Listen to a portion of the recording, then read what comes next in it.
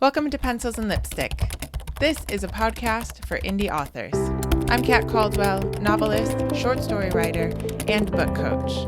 Here on Pencils and Lipstick, we're obsessed with all things story, and it is my goal to bring you the writing tips that you need to make your novel. Hey everyone, welcome back to Pencils and Lipstick. This is episode 308, and it is the end of April 2026.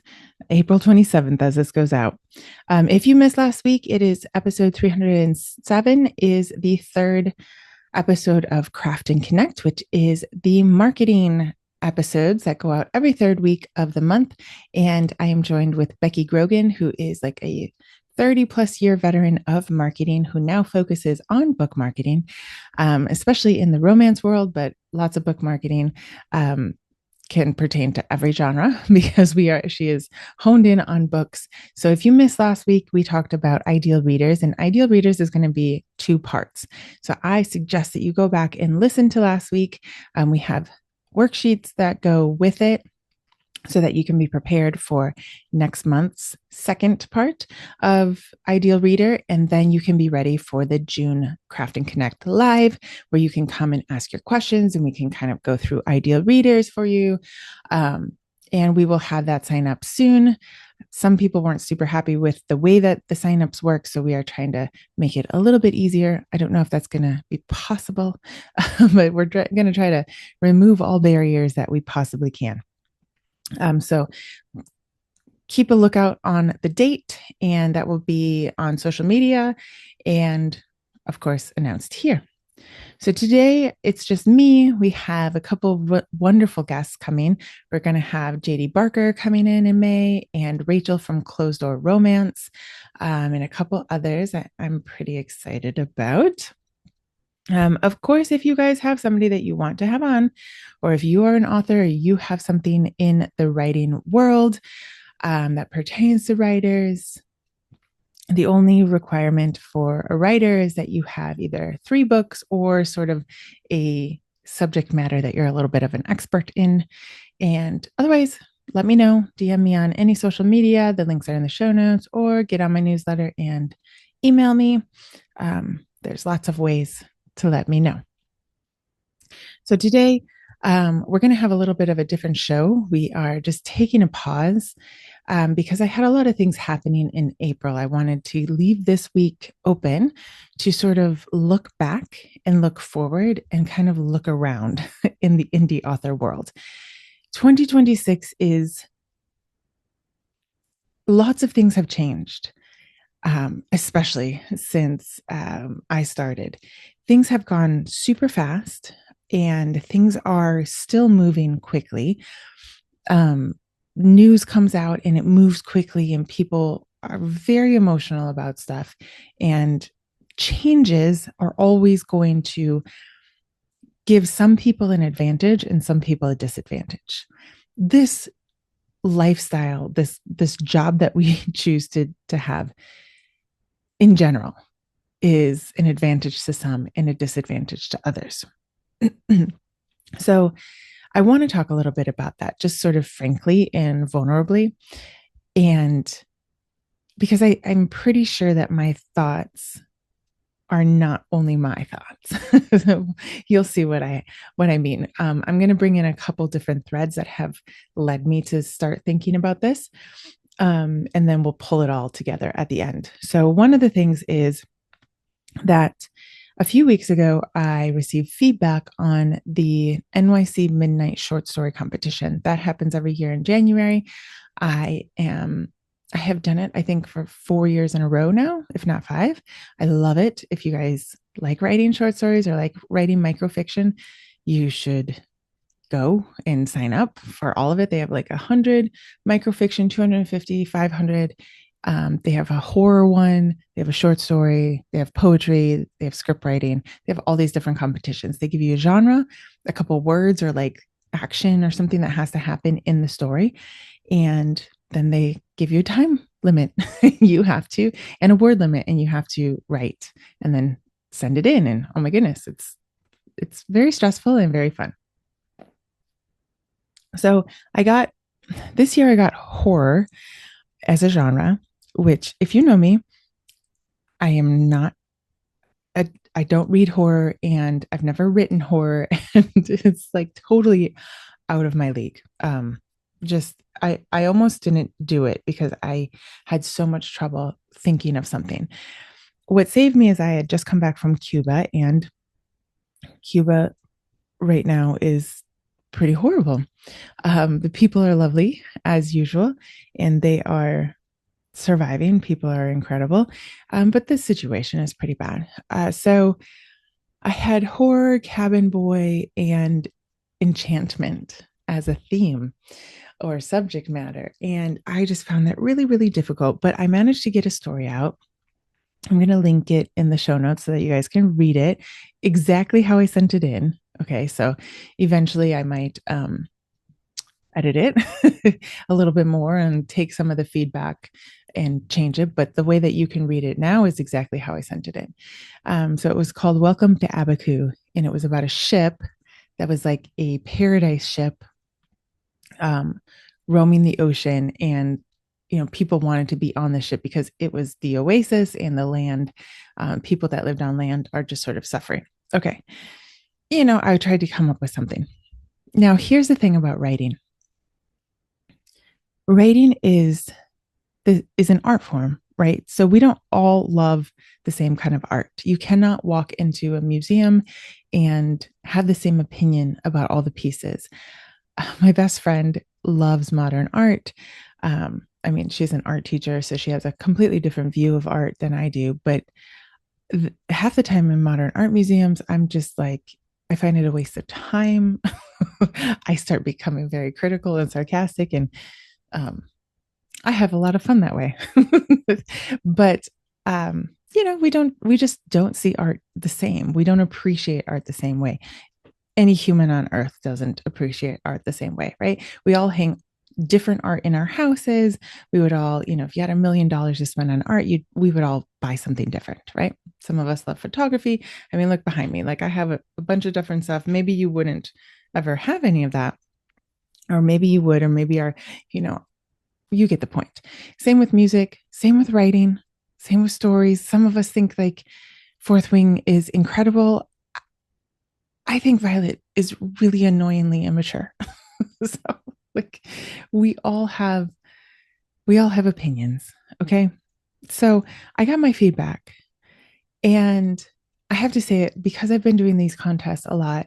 I've been looking through the feedback before I write them to sort of remind myself, okay, I'm not writing a novel, I'm writing short fiction, and there's a few different rules to it. And let's see if I can get into that right mindset. And, sort of, I have to write out the backstory, but then I cut it out, and I'm trying to I'm trying to learn from the judges who take their time to judge these pieces and give me feedback. I find that's why I do the NYC Midnight, because you have 3 judges giving you feedback on what worked and what didn't. So only 5 people move on to the second round, and 4 more people are usually mentioned as sort of honorable mentions. Like they got pretty high. I was not on any of them. I was not there. Okay. The feedback I got was probably an entire page. It would be like half a page, single spaced, of what worked. Especially 2 judges really loved the premise, really loved what I was doing, liked just almost couldn't say enough good about it. Like they were very kind. And when it came to the feedback on what to switch, it was or fix, it was very small things. And some of it was like, okay, maybe you could have cut that here so that you could have had a few more words to give us a little bit more here. Like that wasn't necessary because we all already kind of understood that, and then you could have had a few more words to give us more background on Casey Donovan, the guy that like started the ship. And so, good feedback that way, but they clearly struggled to find something quote unquote bad, like I hate to say that our stuff is bad, right? But like really critically, a reason why it wouldn't be either in the top 5 or at least in the honorable mentions. I have no idea. The only thing that I can think of is that I was in a group of very strong writers. And that is something that you cannot control. So I have not read the other writers' stuff, but if they were just a little bit stronger in their writing or their premise or their story, then they got there and I didn't. So you just don't know, right? And this goes into when you're sending your query letters out and they either don't respond or they say no. You honestly have no idea why, unless they give you feedback specifically, which they rarely do, right? Um, so many of us will send out to contests or, to ARC readers or to readers in general, and they either won't review or they'll give you a bad review. I have literally on a short story, which is the prequel, Bended Dream. And I have tried to tell everyone it's a very short story. I have reviews on there that were like, well, it was too quick and it wasn't a real length book. It's like, oh my goodness. I know. So this is things that you cannot control. You can do as much as you can, but you just don't know. You just don't know what you don't know. Okay. Now, as I got that feedback and I was once again reminded of you just never know. Because here's the thing, I really would have liked to get into the second round because it gives you another chance to write something different and to get feedback. One year I got into the second round and life smacked me so hard that year that when the second round came about, I missed the email. And I think I got it like with 2 days to spare. And I was so like out of it with stress and everything that I literally couldn't think of anything and the deadline passed. So it's so disappointing so I would have really liked to get onto the second round. And there's always next year, but it's next year, right? So anyway, so this got me thinking a little bit. Another thing that got me thinking is I am trying to do a lot more in-person things. I like being in person. I like meeting readers. But there's one thing that you cannot control about in person, and that is who else is going to be there, because some top writers or very popular writers or writers who are better than you at marketing, or have a huge TikTok following that might be in that area. And then you can't control the readers that come in, like how many, and who they're looking for, or what they're looking for. Okay. And I saw this past weekend, and here's the thing too, just because you don't do well at an in-person event does not mean that it was a poorly done event. This was a very well organized event. The problem always is enough readers who want your kind of book. The other problem, quote unquote problem, like the other issue, I guess, or other point to consider is how good you are at marketing and how good you are in person and how aggressive you are in your sales and what your table looks like. And if the majority of the readers are looking for fantasy or romantasy and you're not either of those, are you able to pivot your sales pitch, or are you able to suck it up as I did, or are you going to leave early like some other authors did? It is difficult to not feel down about it when you sell nothing and other authors are selling books, right? But I would like to say that going into author events, I think there is a misconception because of social media that everyone will do well and that you will make thousands of dollars. And that's just not possibly true for everyone.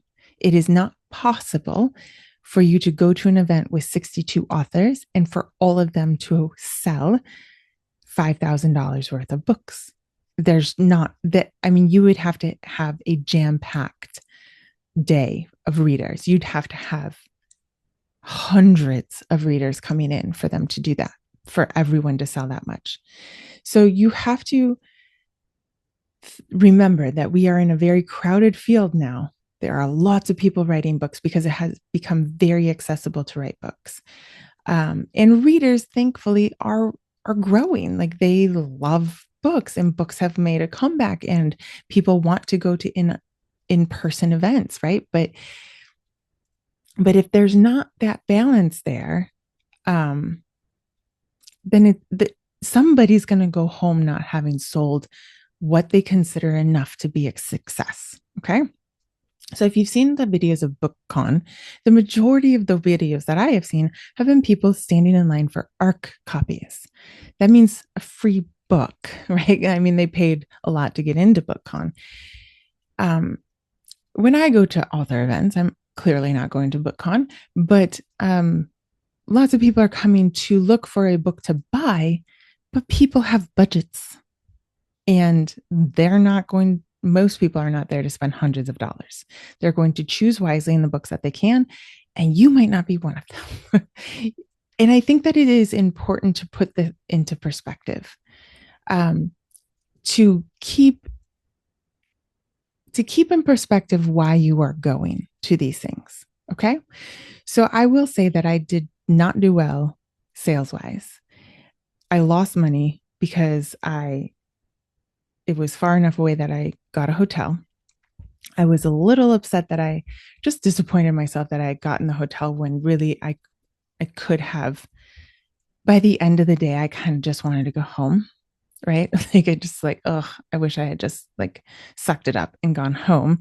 And I was thinking to myself, after all the traveling that I'm doing with volleyball and all that I would be tired. And my husband was like, I don't want you driving at night, blah, blah, blah. Okay. So when the event ended and I packed everything up, because I literally packed in everything that I unpacked except for 3 books. Like, that's what I sold, 3 books. Okay. So that was a lot of work. And it's kind of a reminder of, okay, you didn't do very well. I did go find a small indie bookstore and supported them, and had a sandwich there and talked to the owner there. And he was so kind that he actually put my books on consignment, which I would not have met him if I had gone home. So there's always a silver lining, right? And here's the thing. You really can't give up, even though it's disappointing. So this has also culminated. Sorry, my coffee spilled here. So I had those 2 things happen. And then I was thinking, as I was reviewing the weekend, and kind of figuring out, I am down, but I am not out, sort of thing. Okay, what can I do differently? How can I have my table different? How can I combat very aggressive authors next to me, because I am not super aggressive? Like, thinking through, should I become more aggressive, or should I, how to do this, how to do better, honestly, next time. And sometimes you just aren't going to have the readers there. It's just, you don't know until you go. So as I'm thinking about this, and then this week we're getting ready for guests, and I just haven't been able to write as much, which is always frustrating to me.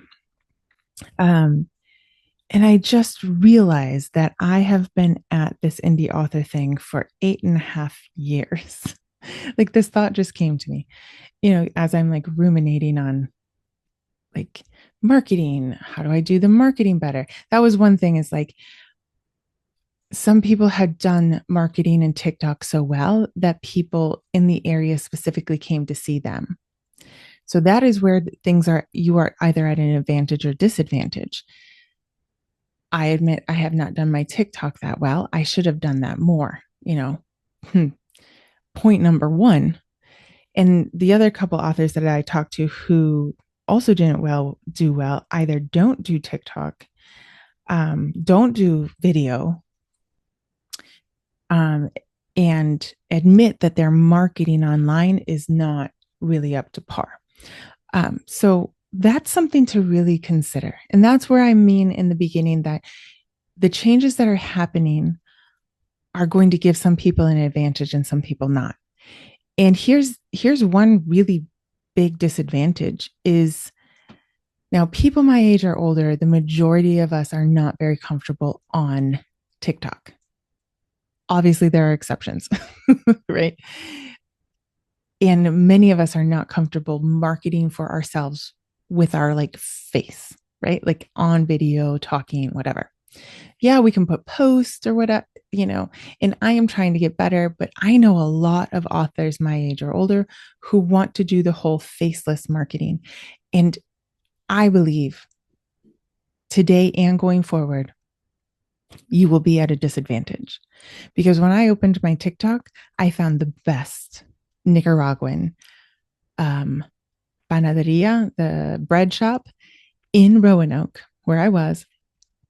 It was awesome. It was so wonderful. The algorithm literally pinpointed where I was. It pinpointed that I was hungry. I'm just kidding. Whatever. I looked up like dessert, I think, or something. And then it suddenly sent me like every author who was attending who had made a TikTok. So the algorithm was fast in figuring out where I was and what I was doing. Okay. So if you are doing marketing without video, you are at a disadvantage. And that's what I mean by like things are changing fast and some people are going to be more at advantage. I do think that the people the younger generations, a lot of them are better at marketing just naturally or talking about themselves or talking like to the camera than people my age and older in general. Okay. So that's what I mean by like there are advantages and disadvantages. But it is good to go to in-person author things to figure out what other people are doing. And I will say this, I would go as a reader a few times to see what other authors are doing. And the other thing I told a friend of mine is I would probably, this is going to be hard for my ego, but choose only half of the books that I have, like a genre. And once again, the problem with that is you don't know until you go, like what books, because the book that sold was Coffee Stains, the three, but the people who bought them were people who had walked around and then came back and bought it. And I would not have thought that that would be the one that would sell. So I have to think about that. So I was also thinking, 8.5 years being in this, and I will say boldly and vulnerably, I am not where I thought I would be. If you had asked me in 2017, where will you be in 2026? I had high dreams and high hopes for what I would be selling, how many books I would have out, and what kind of, I would say like prestige or knownness. That's not a word in the author sphere. The ideas and dreams I had in 2017 were much higher than the reality is today. Okay. Now, this is one other thing that we cannot control. There will be people who are in this a shorter amount of time than you who will skyrocket in fame and sales and prestige, and you won't know why. Just like my feedback. I don't know why it didn't get on to even honorable mention. Not that that would have gotten me on to the second round, but anyway, they must have been really strong writers. There will be people who do this longer than you and will struggle their entire life to get seen. And maybe one day you will get seen. There will be people whose books take off for what looks like no reason. And there will be people who write great books who really never get noticed. And the thing is, we don't know who those people are. And the truth about this career is that you are going to have to keep getting yourself back up again. You are going to have a bad launch. And you're going to have to get up again. You are going to get bad reviews and you're going to have to get back up again. You are going to have bad in person where, whatever your success, definition is, you're not going to hit that and you're going to have to get back up again. Your ads are going to do great for 6 months. You're going to think that you can sit back and relax, and then they're going to tank and you're going to have to get back up again. Because it's that or giving up. I know authors personally who were doing amazing. They were pulling in $5,000 a month during COVID. And in 2023, it just tanked and stopped. And they don't know why. The only thing that I can really tell you, and what I've been trying to inch towards in Pencils and Lipstick with Craft and Connect and with certain people coming in to talk to us, is that you need to understand what is selling, what is working, and you need to know as far as you possibly can why it's working. If you're going to do a special edition, only do it if you can find data that your fans will buy it. You need to find the data.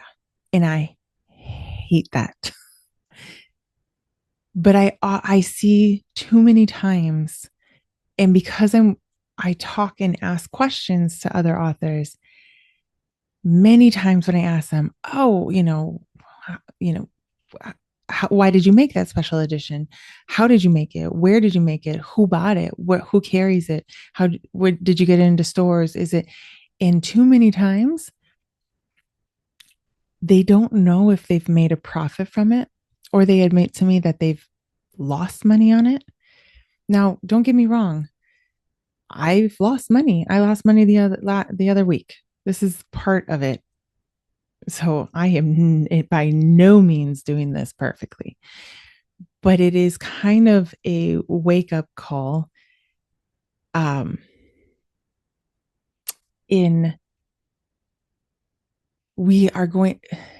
best advice to us is to be more precise and more strategic, and sit back before you make a decision to think about whether it will benefit your author career or not, and where you want to go. Before you do that, what you need to also understand is where your point of success is. Again, in 2017, I had this high expectation of where I would be. I am not there. And so does that mean failure? Does that mean half success? Have I changed my point of success? The definition of what it means for me? We all have to sort of reroute that and, quite frankly, reevaluate what we're doing. The last little string I'm going to talk about before I get you a little more encouragement is I'm in a lot of reader and author Facebook groups. I pretty much just it's not trolling, but I just sit there reading his stuff. I don't interact the whole time. I'm just gathering information. I just want the fire hose of information. And it saddens me to see when somebody puts up, I'm an ARC reader, tell me about your book. The instant dozens to hundreds of responses that go immediately to giving all the information about their book. And you can almost taste the desperation in us authors. And I say that with the utmost kindness because I'm part of it. I feel you. I hear you. I feel it too. But as Becky and I have been trying to say in Craft and Connect, and we will continue to say, it is more beneficial to you to find the readers who are actually looking for your kind of book, which means you need to understand what kind of book you are writing, than it is to just get a random ARC reader.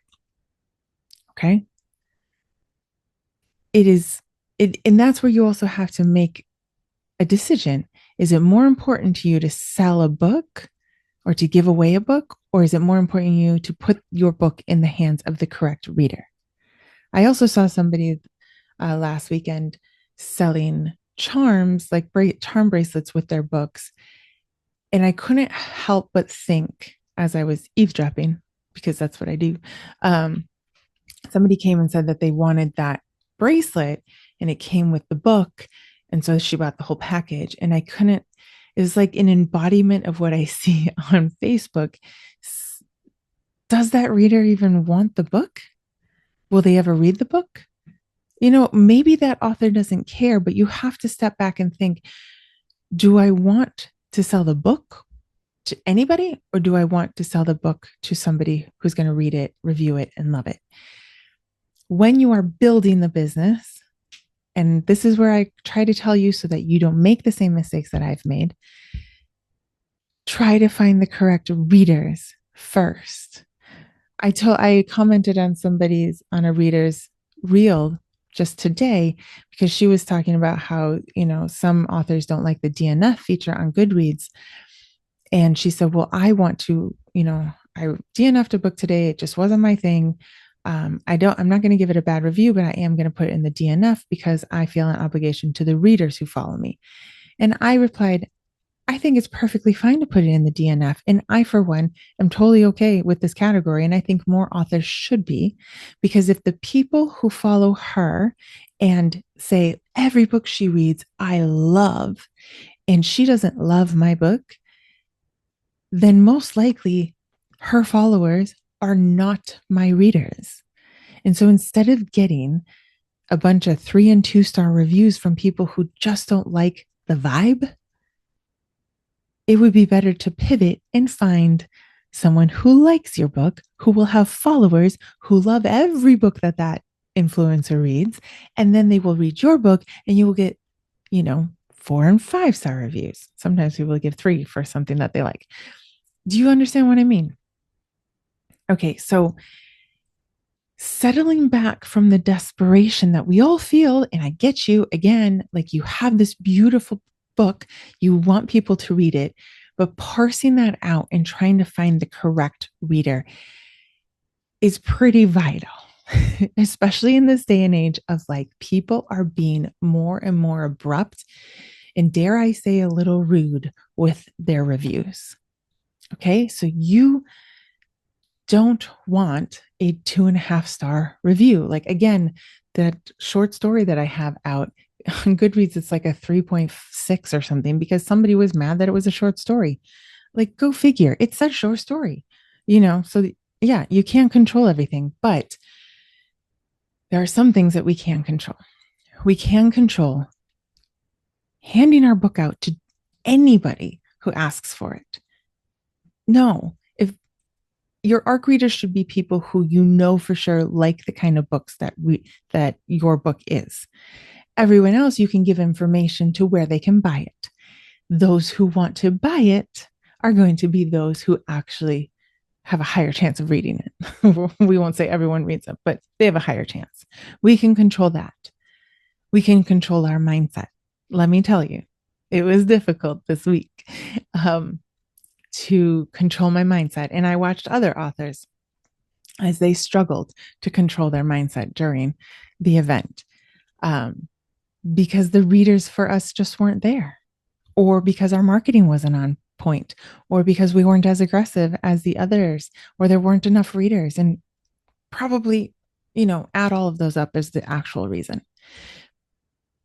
But you only have one choice, right? To give back up and to try it again. And finding your ideal reader will help you. So you can control moving in desperation or moving in strategy and confidently looking for the correct reader. You can control your mindset, journaling, talking to a good friend of yours, giving a good cry, go find an independent bookstore who's nice enough to hold your books on consignment, all of that. You can control scrolling. You can control scrolling because instead of scrolling, You can post your first TikTok or your first reel or your first face TikTok or reel. You can take a marketing course. You can finish your book. You can write a new reader magnet for it. You can go on Facebook and look for the actual readers that are for you instead of scrolling. And the final thing that we can control that I want to talk to you guys about is discernment. Discernment for when you need a break from this, because again, you are putting your heart and soul into something. Most of you are either taking care of children at the same time or working another job and taking care of children. This is an art form. This is something that is very close to you. You are doing a lot of things. You are wearing a lot of hats. You are a small business in which you do everything. And so you can control the discernment on when you need a break and you just need a few days off, or if you need more discipline. Do you need a mental break to just process some things? Maybe something's gone bad. Maybe a launch hasn't worked. Maybe your edits came back more than you thought it would be. Maybe you got a bad review. Do you need a break? Do you need a minute?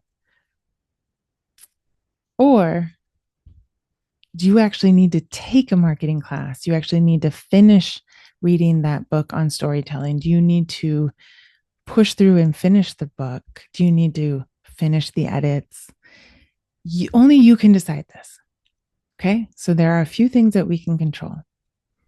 We can't control if we go on to the second round. We can't control if the in-person event is great. If we're one of the few that makes $5,000. We can't control if there's a lot of readers out there. We can't control a lot of things, guys, but we can control not giving our book just to anybody, but discerning our arcs. We can control our mindset, doing what you need to do. You can control scrolling, stop it, put a timer on, and you can control whether or not you need to go for a walk or sit in the chair. But things are only moving faster in this industry. AI has a lot to do with that, but more and more people are writing books and more people are going to try to sell their books. And there are the readers that there are. I truly believe that there are readers out there for your book and for my books. But you need to understand what you consider success.